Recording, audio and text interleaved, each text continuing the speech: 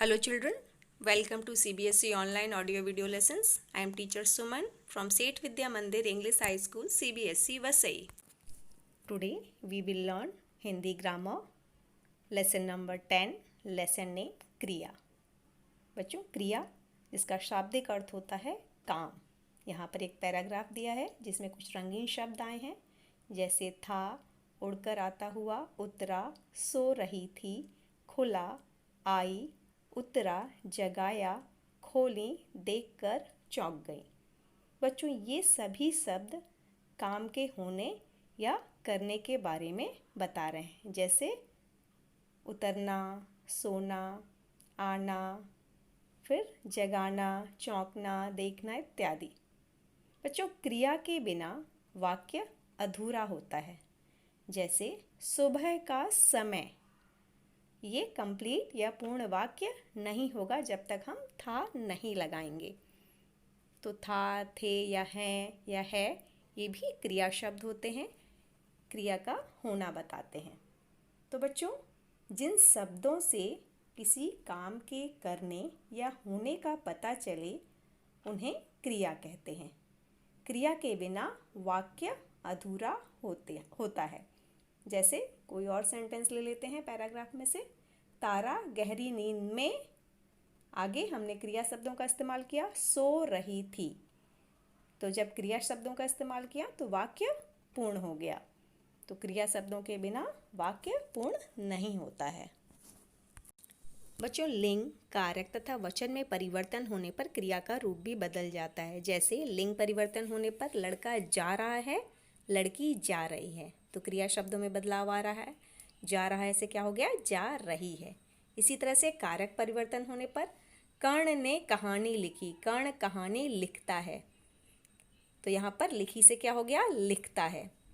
तीसरे वाक्य में वचन परिवर्तन होने पर लड़की नृत्य कर रही है, लड़कियां नृत्य कर रही हैं, है का क्या हो गया, हैं। तो यहाँ पर वचन के कारण क्रिया शब्दों में बदलाव हुआ। धातु, धातु क्या होता है, क्रिया का मूल रूप धातु कहलाता है। इसमें प्रत्यय जोड़कर अन्य क्रिया शब्द बनाए जाते हैं जैसे लिख, गा, पढ़, नाच, सो, खा, रो आदि से लिखना, ना प्रत्यय जुड़ा तो बन गया लिखना। गा से गाना, पढ़ से पढ़ना, नाच से नाचना, सो से सोना, खा से खाना, रो से रोना आदि शब्द। तो ना प्रत्यय जोड़कर क्रिया शब्द बनाए गए हैं। क्रिया के रूप, क्रिया के दो रूप होते हैं, सकर्मक क्रिया और अकर्मक क्रिया। सकर्मक क्रिया सकर्मक यानी कि कर्म के साथ। यहाँ पर देखिए उदाहरण बच्चों, राजू बांसुरी बजा रहा है। राजू क्या है, कर्ता, काम करने वाला। कर्म क्या है, बांसुरी, क्या कर रहा है, बांसुरी बजा रहा है। और बजा रहा है शब्द क्या है, क्रिया। दूसरे वाक्य में छवि दूध पी रही है, छवि कर्ता, दूध कर्म और पी रही है क्रिया। इन वाक्यों में क्रिया के साथ क्या या किसे लगाकर प्रश्न करने पर जो उत्तर मिल रहा है वह कर्म है। कर्म कैसे पहचानेंगे बच्चों, क्रिया के साथ क्या और किसे लगाकर प्रश्न करेंगे। जैसे राजू क्या बजा रहा है, उत्तर मिला बांसुरी, तो बांसुरी क्या है, कर्म। छवि क्या पी रही है, क्रिया शब्द क्या है, पी रही। उससे पहले हमने क्या लगा के प्रश्न किया, क्या पी रही है, उत्तर मिला दूध, तो दूध क्या है, कर्म है। तो इस तरह से क्रिया से पहले क्या या किसे लगाकर प्रश्न करने पर जो उत्तर मिलता है वह क्या होता है, कर्म कहलाता है। इस प्रकार जिस क्रिया में कर्म पाया जाता है उसे सकर्मक क्रिया कहते हैं।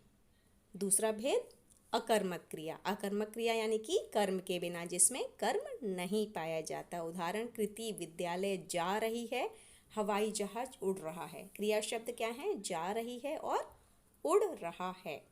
तो क्या या किसे लगाकर हम प्रश्न करेंगे क्रिया शब्दों के साथ। क्या जा रही है, कृति क्या जा रही है, कोई उत्तर नहीं। हवाई जहाज क्या उड़ रहे हैं, कोई उत्तर नहीं। तो क्रिया शब्दों के साथ जब हमने प्रश्न किया क्या लगाकर तो हमें कोई उत्तर नहीं मिला, तो यहाँ पर कर्म नहीं है। इस तरह से ये क्रियाएं अकर्मक क्रियाएं हैं। तो इसकी परिभाषा होगी, जिस क्रिया में कर्म नहीं पाया जाता उसे अकर्मक क्रिया कहते हैं।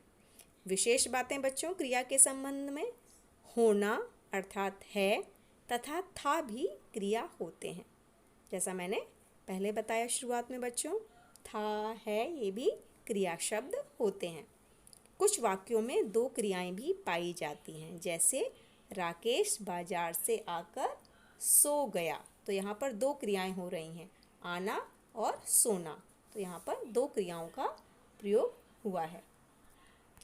बच्चों, कुछ वाक्यों में दो कर्म भी पाए जाते हैं, जैसे रिया ने चंचल को मिठाई खिलाई। दूसरा वाक्य, दीपा ने राजीव को गाना सुनाया। इन वाक्यों में किसे तथा क्या लगाकर प्रश्न करने पर हमें दो उत्तर मिलते हैं, जैसे रिया ने क्या खिलाई, उत्तर मिला मिठाई। किसे खिलाई, उत्तर मिला चंचल को। तो क्रिया के साथ हमने क्या और किसे लगाकर जब प्रश्न किया तो दो हमको उत्तर मिले, यानी कि इस वाक्य में दो कर्म हैं, मिठाई और चंचल। दूसरा वाक्य देखते हैं बच्चों, दीपा ने क्या सुनाया, उत्तर मिला गाना। किसे सुनाया, राजीव को। तो यहाँ पर दो कर्म हमको मिल गए, राजीव और गाना। तो यहाँ पर दो कर्मों का प्रयोग किया गया है। तो वाक्य में कभी कभी दो कर्म भी पाए जाते हैं। बच्चों, हमने जो पढ़ा आज क्रिया में उसको एक बार पुनः दोहरा लेते हैं।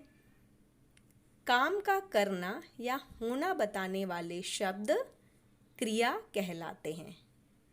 जैसे हम पढ़ रहे हैं, तो यहाँ पर क्रिया शब्द क्या है, पढ़ रहे हैं, पढ़ने की क्रिया हो रही है। क्रिया के बिना वाक्य अधूरा होता है।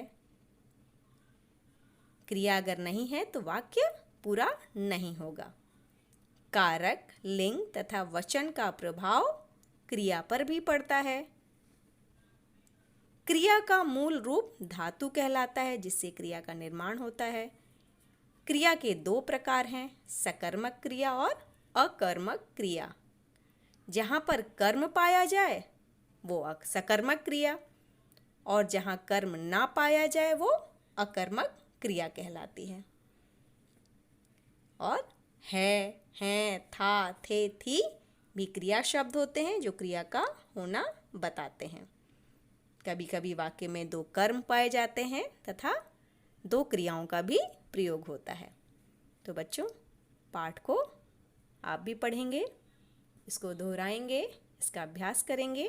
धन्यवाद।